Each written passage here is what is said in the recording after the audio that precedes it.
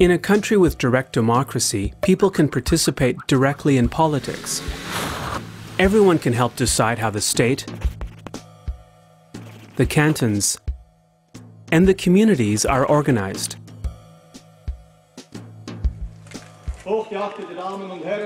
One of the oldest forms of direct democracy is the so-called Landsgemeinde.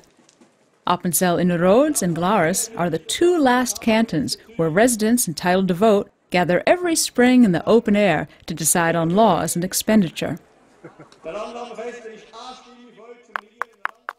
In the whole of Switzerland, residents vote on average 4 times a year on various issues concerning their community, their canton, or the whole of the country. For example, they can vote on whether to have a new school built in the village, on how the canton should produce its electricity, or on the state old age pension plan. In addition, every 4 years the people elect the 246 members of the National Parliament, which consists of 2 chambers. The House of Representatives, representing the people, and the Senate, representing the cantons. This system gives less populated cantons more political weight.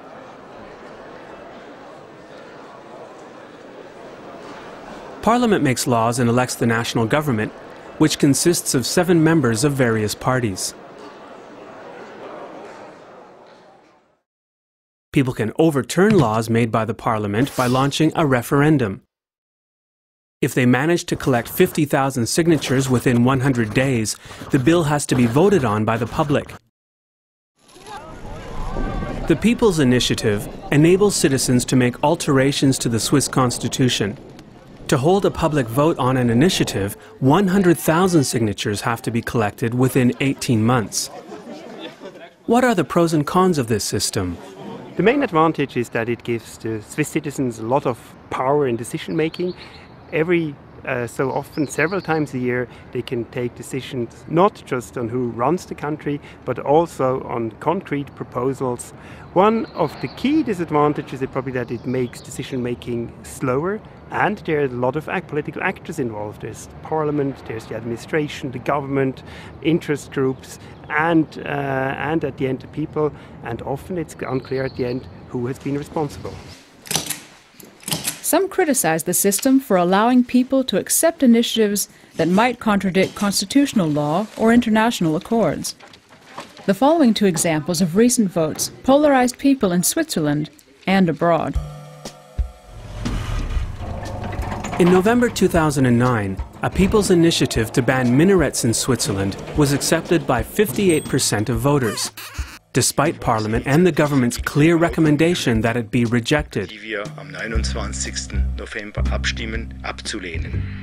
1 year later, a People's Initiative on the deportation of criminal foreigners was accepted by a majority of 53%. The minaret ban and the deportation law were therefore added to the Swiss Constitution. It's Parliament's task to adjust the laws so that they comply with international law and accords. There are different opinions as to what extent this is feasible, depending on people's political views. How well does Swiss democracy really work? Considering the many possibilities for political participation in this country, could there possibly be a more democratic system? At the beginning of 2011, political scientists at Zurich University, as well as at the Social Science Research Center in Berlin in Germany, developed a democracy barometer for 30 countries. Surprisingly, Switzerland only ranked 14th. The study is controversial, but highlights other criteria that define a democracy besides active participation in the political process. In Switzerland, it sees shortcomings, for instance, in the lack of a constitutional court, in party financing, which is not transparent, and in the weak participation in public votes and elections. On average, only 2 out of 5 people eligible actually cast their votes.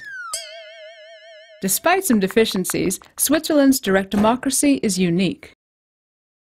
Switzerland is the only system where direct democracy plays such an important role in decision-making at the national level, when the votes on issues determine the political agenda to a great degree. It makes decision-making slightly less predictable because at the end it's the people that are going to decide and not just the elites. Together with neutrality and federalism, direct democracy makes part of the Swiss national identity. Not least, this unique political system helps unite the various languages, religions, and cultures in Switzerland.